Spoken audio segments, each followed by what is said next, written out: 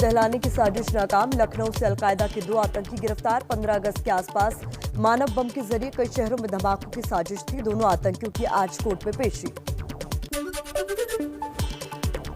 लखनऊ के काकोरी से गिरफ्तार। दोनों आतंकियों से मिला विस्फोटक। 2 प्रेशर कुकर बम और पिस्टल भी बरामद। पाकिस्तानी हैंडलर और यूपी मॉड्यूल के मुखिया उमर अल मंदी के संपर्क में थे आतंकी। यूपी के ADG law and order Prashant Kumar ने बताया, गिरफ्तार दोनों आतंकियों के नाम मिनहास अहमद और मसीरुद्दीन। उनके साथियों की लखनऊ कानपुर के आसपास इलाकों में तलाश में जुटी है एटीएस की टीमें। यूपी पुलिस का खुलासा, लखनऊ से गिरफ्तार दोनों आतंकियों मिनहास और मसीरुद्दीन के निशाने पर थे कई नेता और भीड़भाड़ वाले इलाके। आतंकियों के साथ कई शहरों के 40 से 50 लोग जुड़े हुए थे। यूपी एटीएस ने बताया, दोनों आतंकी मिनहास और मसीरुद्दीन कई दिन से रडार पर थे। दोनों से कई अहम सुराग हाथ लगे। कड़ी पूछताछ जारी।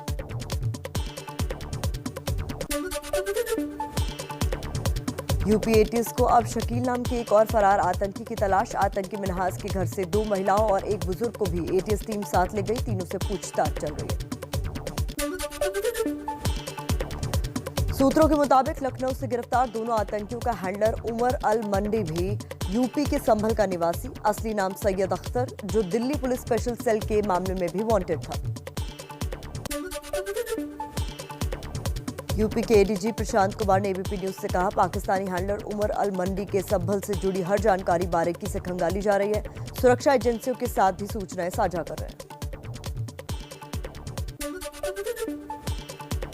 लखनऊ से गिरफ्तार अलकायदा आतंकियों से पूछताछ करेगी दिल्ली पुलिस। स्पेशल सेल की टीम कल लखनऊ पहुंचेगी। स्पेशल सेल ने 2015 में पैन इंडिया AQIS मॉड्यूल का खुलासा कर 6 आतंकी पकड़े थे। उनमें से कुछ यूपी के थे। लखनऊ में अलकायदा आतंकियों की गिरफ्तारी और धमाकों की साजिश का खुलासा होने के बाद अयोध्या की सुरक्षा बेहद कड़ी की गई। राम जन्मभूमि जाने वाले रास्तों पर सघन तलाशी, सीसीटीवी कैमरों से भी निगरानी।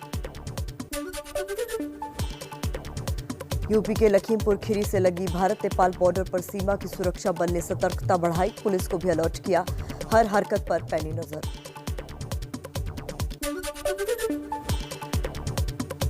कोलकाता पुलिस की स्पेशल टास्क फोर्स ने जमातुल मुजाहिदीन बांग्लादेश से जुड़े 3 संदिग्ध आतंकियों को गिरफ्तार किया। बीच शहर में किराए के मकान से गिरफ्तारी। कोलकाता पुलिस STF का दावा, तीनों संदिग्ध आतंकियों के फेसबुक अकाउंट से ISIS से जुड़े वीडियो मिले। जिहादी किताबें और दस्तावेज भी बरामद। कबाड़ियों की शक्ल में शहर में घूमते थे तीनों। कोलकाता में गिरफ्तार तीनों संदिग्ध आतंकियों से नकली भारतीय वोटर कार्ड भी हाथ लगे। तीनों अकेले काम कर रहे थे या ग्रुप में और भी लोग, ये जानने में जुटी है STF। जम्मू में फिर पाकिस्तान की ड्रोन वाली नई साजिश नाकाम। पुलिस ने सीमा पार से ड्रोन के जरिए गिराए 2 ग्रेनेड और पिस्टल श्रीनगर जाते ट्रक से बरामद किए। साजिश में शामिल ड्राइवर गिरफ्तार। जम्मू में ड्रोन से गिराए हथियारों पर बड़ा खुलासा। पुलिस का दावा, गिरफ्तार मुंतजिर मंजूर ड्रोन चलाने का एक्सपर्ट। ड्रोन की आवाज से ही पहचान जाता था कि वो निगरानी के लिए आया था या हथियार गिराने के लिए। जम्मू पुलिस का दावा, आरोपी मुंतजिर मंजूर ने पूछताछ में कबूला कि वो पाकिस्तान में बैठे हैंडलर्स के संपर्क में था और ड्रोन से गिराए गए हथियारों को श्रीनगर और घाटी में पहुंचाता था। बंगाल बीजेपी अध्यक्ष दिलीप घोष का निशाना, बोले चरमपंथी और आतंकियां पूरे बंगाल को सुरक्षित ठिकाना बनाया, पर उन्होंने पकड़ने के तैयार नहीं ममता सरकार। बंगाल की सुरक्षा चिंता का विषय।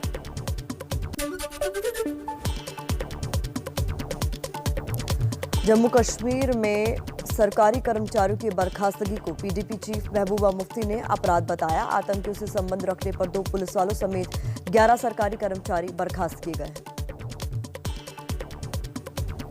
चलिए आगे बढ़ते हैं, कुछ और खबरें देख लेते हैं फटाफट अंदाज में। यूपी चुनाव से पहले RSS में बड़ा बदलाव। कृष्ण गोपाल की जगह बीजेपी के साथ कोऑर्डिनेशन का काम देखेंगे सह सरकारवा अरुण कुमार। बंगाल के लिए भी कई बदलाव। चित्रकूट में चल रही है बैठक। यूपी में सीएम योगी आदित्यनाथ ने जारी की नई गाइडलाइंस, नई जनसंख्या नीति। बोले जनसंख्या विस्फोट विकास में बाधा, नई नीति में हर तबके का ख्याल। 2021 से 2030 के लिए नई जनसंख्या नीति। यूपी में नई जनसंख्या नीति जारी होने के बाद गरमाई राजनीति, बयानबाजी तेज। समाजवादी पार्टी सांसद शफीकुर रहमान बोले कानून बनाना आपके हाथ में है, लेकिन बच्चा पैदा होने से कौन रोक सकता है। समाजवादी पार्टी के सांसद एसटी हसन का बयान, अगर कानून लाना है तो 3 बच्चों का कानून बनाओ, वरना 15 साल बाद हिंदुस्तान बूढ़ों का हिंदुस्तान हो जाएगा। यूपी में जनसंख्या नियंत्रण नीति का विरोध करने वालों पर बरसे डिप्टी सीएम केशव प्रसाद मौर्य। कहा मुस्लिम तुष्टीकरण की राजनीति के कारण विपक्ष विरोध में जुटा, वरना अंदर से सब कानून के समर्थन में है। यूपी में आबादी कंट्रोल पर सलमान खुर्शीद के बिगड़े बोल। कहा पहले मंत्री बताए उनके कितने बच्चे हैं, ये भी बताएं कि उनके कितने वैध और कितने अवैध बच्चे। अल्पसंख्यक मामलों में केंद्रीय मंत्री मुख्तार अब्बास नकवी का बयान। कहा जनसंख्या नियंत्रण के प्रयासों को सांप्रदायिक रंग देने वाले देश के दुश्मन, जनसंख्या पर नियंत्रण वक्त की जरूरत। केंद्रीय मंत्री गजेंद्र सिंह शेखावत भी विपक्ष पर बरसे। कहा विपक्ष में बैठने वाले देश का सामर्थ्य बढ़ाने वाले हर फैसले का विरोध करते हैं। सुरक्षा के लिए नए हवाई जहाज खरीदे जाएं, तब भी विरोध। एमपी के बीजेपी सांसद सुधीर गुप्ता का विवादित बयान। बोले भारत की आबादी असंतुलित करने में आमिर खान जैसे लोगों का हाथ, ऐसे लोगों ने महिलाओं को बच्चा पैदा करने की मशीन समझ रखा है। बिहार के पूर्व सीएम और हम पार्टी के चीफ जीतन राम मांझी ने देश में बढ़ती आबादी के पीछे शिक्षा और गरीबी को वजह बताया। कहा देश में समान शिक्षा प्रणाली लागू हो। कांग्रेस महासचिव प्रियंका गांधी आज यूपी कांग्रेस के वरिष्ठ नेताओं के साथ बैठक करेंगी। विधानसभा चुनाव, पार्टी की मजबूती और रणनीति पर होगी चर्चा। मिशन उत्तराखंड के तहत देहरादून पहुंचकर दिल्ली के सीएम अरविंद केजरीवाल ने 300 यूनिट मुफ्त बिजली का किया वादा। कहा सत्ता में आए तो 5 साल तक टैक्स नहीं बढ़ेगा, पुराने बिजली बिल भी माफ होंगे। उत्तराखंड में केजरीवाल के ऐलानों पर कांग्रेस का निशाना। कहा दिल्ली तो संभल नहीं रहा और दूसरे राज्यों में कहानियां बेच रहे हैं केजरीवाल।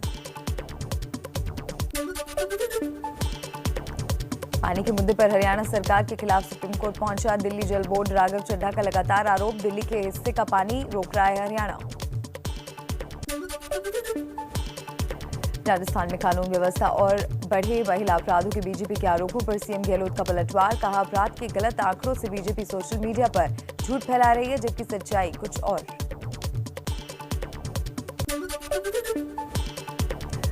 कोरोना के बीच बढ़ा जीका वायरस का खतरा। केरल में 3 और मरीजों में जीका वायरस की पुष्टि। अब तक ऐसे कुल 18 मामले। जीका से संक्रमितों में एक बच्चा भी शामिल। बिहार में आज से 11वीं 12वीं के स्कूल, कॉलेज और विश्वविद्यालय 50% छात्रों की क्षमता के साथ खुलेंगे। अनलॉक की नई गाइडलाइंस का सख्ती से सभी को पालन करना होगा। जम्मू कश्मीर में 31 जुलाई तक बंद रहेंगे स्कूल और कॉलेज। नाइट कर्फ्यू शाम 7 बजे से सुबह 7 बजे तक जारी रहेगा। लद्दाख के सांसद जामयांग सेरिंग का दावा, लद्दाख में 100% आबादी को लगाई जा चुकी है कोरोना वैक्सीन की पहली डोज।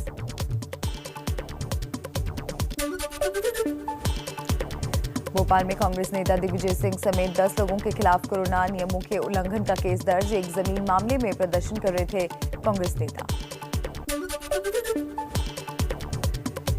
यूपी के सीएम योगी आदित्यनाथ आज से शुरू करेंगे जनता दर्शन कार्यक्रम। कोरोना के कारण कार्यक्रम को कर दिया गया था स्थगित। यूपी में प्रयागराज और फिरोजाबाद समेत कई जगह आसमानी बिजली का कहर। 18 लोगों की मौत, कई जानवरों की भी जान गई। राजस्थान के आमेर, कोटा और धौलपुर भी आसमानी बिजली का कहर टूटा। 8 बच्चों की मौत के साथ मरने वालों का आंकड़ा 23 तक पहुंचा। सीएम गहलोत ने दुख जताया, पीड़ितों को मदद का भरोसा। कुछ और अहम खबरें देख लेते हैं इसी तरह फटाफट अंदाज में। दिल्ली के लाल किला हिंसा मामले में दीप सिद्धू समेत सभी आरोपियों की आज 30 हजारी कोर्ट में पेशी। भेजा गया था समन। हिंसा की चार्जशीट में दीप सिद्धू समेत कुल 17 लोग बनाए गए हैं आरोपी। पुणे से जुड़ी मनी लॉन्ड्रिंग के मामले में एनसीपी नेता एकनाथ खड़से के गिरफ्तार दामाद गिरीश चौधरी की आज कोर्ट में पेशी। गिरीश चौधरी की ईडी हिरासत आज खत्म हो रही। गृह मंत्री अमित शाह के गुजरात दौरे का आखिरी दिन। अहमदाबाद के जगन्नाथ मंदिर में आज रथ यात्रा शुरू होने से पहले सुबह परिवार समेत मंगला आरती की। कोरोना नियमों के तहत निकलेगी 19 किलोमीटर की रथ यात्रा। कोरोना की वजह से आज भक्तों के बिना निकलेगी उड़ीसा के पुरी में भगवान जगन्नाथ की सालाना रथ यात्रा। भीड़ जुटने से रोकने के लिए पहले ही लगाया गया कल सुबह 8 बजे तक का कर्फ्यू।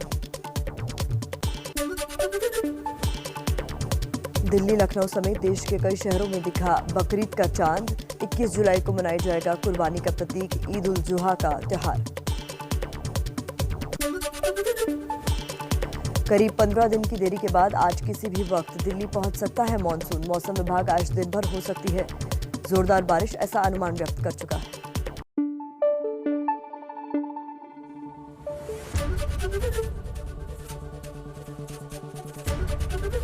एबीपी न्यूज आपको रखे आगे।